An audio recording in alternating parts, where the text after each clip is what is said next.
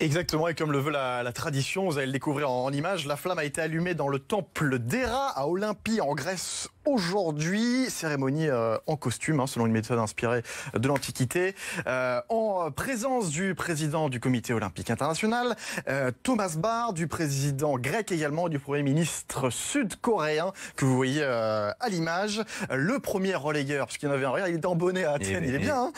C'était un skieur et biathlète grec, oui ça existe, skieur de fond et biathlète grec. C'est pas nécessaire. Qui a donné la flamme ensuite à l'ancien footballeur sud-coréen. Regarde, tu vas le reconnaître. C'est lui à droite, c'est Park Ji-sung. Ah oui. 37 ans. L'ancien joueur de Manchester United notamment. Alors la flamme ne fera pas le tour du monde. Elle va être en Grèce jusqu'au 31 octobre.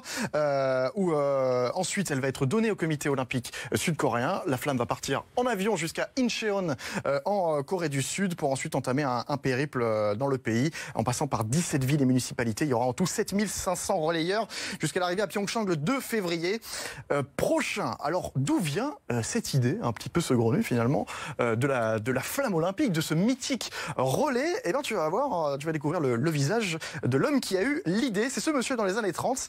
C'est un Allemand, il s'appelle Karl Diem, ancien secrétaire général du comité d'organisation des JO. En fait, il s'est inspiré des courses de flambeaux de la Grèce antique et il a proposé pour les Jeux de 1936 qu'une flamme soit allumée à Olympie et relayée jusqu'à Berlin.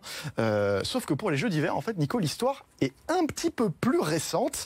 Le premier relais a eu lieu pour les Jeux d'Oslo en 1952.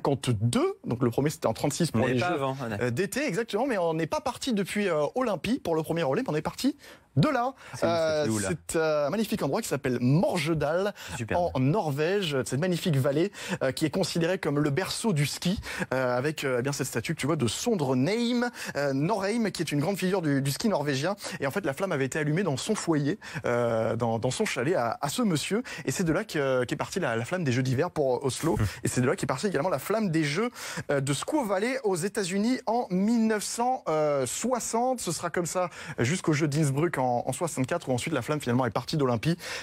Cette torche qui est un symbole de paix. On voit là les premiers relais de la flamme. C'était assez différent, on va dire. On le voit avec le ski notamment, avec des vieilles torches. Ouais, c'est resté assez stylisé, tu vois, pour Squaw Valley. Donc la torche olympique qui a bien évolué au fil des années. Regarde, le compte Twitter des Jeux s'est amusé à nous montrer comment la torche a évolué. Regarde Cortina, Squaw Valley, regarde la torche. Elle est quand même bien différente. Regarde, c'était presque une dague à une époque. Et on va arriver maintenant. Albertville, tu l'as vu. Et on va arriver jusqu'à Pyeongchang. Tu vas la voir, la dernière. Elle est là designée par le coréen Hyuk Sing-king. Elle mesure 700 mm de long. Pourquoi? Parce que Pyeongchang est situé à 700 mètres au-dessus du niveau de la mer. On va découvrir cette ville à l'occasion des Jeux d'hiver.